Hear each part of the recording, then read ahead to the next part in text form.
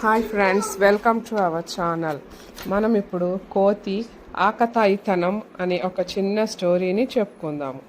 అనగనగా ఒక కోతి దండులో పింటు అనే తుంటరి అల్లరి కోతి ఉండేది. అది దాని తుంటరి చేష్టల ద్వారా సమస్యలను తెచ్చుకుంటూ ఉండేది.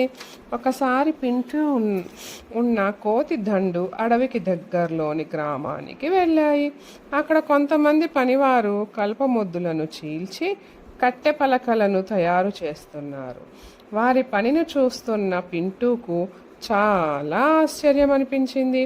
వారు పెద్ద కలపమొద్దులను చీల్చడానికి వాడుతున్న పరికరాలను, వారి యొక్క పనిని శ్రద్ధగా గమనించసాగింది పింటు. అక్కడ పని చేస్తున్న పని వాళ్ళల్లో ఒకడు కలప మొద్దును చీల్చడానికి దాని మధ్యలో ఒక చిన్న కలప ముక్కను ఉంచాడు. మధ్యాహ్నం భోజనానికి గంట మోగించేసరికి అక్కడున్న పనివారంతా వారు చేస్తున్న పనిని మధ్యలో ఆపి భోజనానికి వెళ్ళారు. వారు అలా వెళ్ళగానే పింటు పరిగెత్తుకుంటూ ఏ కలప మొద్దును చీల్చడానికి కలప ముక్కను పెట్టారో దాని దగ్గరికి వెళ్ళింది. పింటు చాలా ఉత్సాహంతో ఆ కలప మొద్దును చీల్చడానికి తన 2 చేతులతో చాలా ప్రయత్నించింది.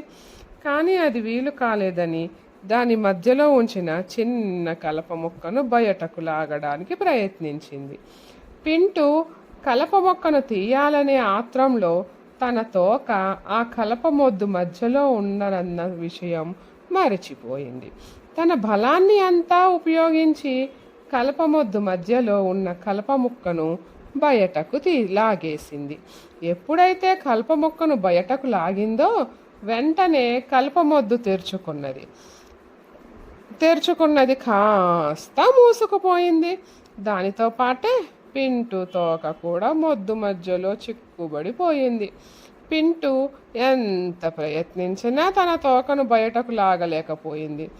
తనతో పాటు వచ్చిన దండులోని మిగిలిన కోతులన్నీ వెళ్ళిపోగా పింటు మాత్రం ఒంటరిగా మిగిలిపోయింది. చాలాసేపు ప్రయత్నించగా తోక తెగిపోయి పింటు ప్రక్కకు వచ్చింది. దాని ఆకతాయి తొంటరి పనుల వలన పింటు తోకలేని కోతిగా మిగిలిపోయింది. నీతి: నిర్లక్ష్యం వలన నష్టం వాటిల్లుతుంది. Thank you friends.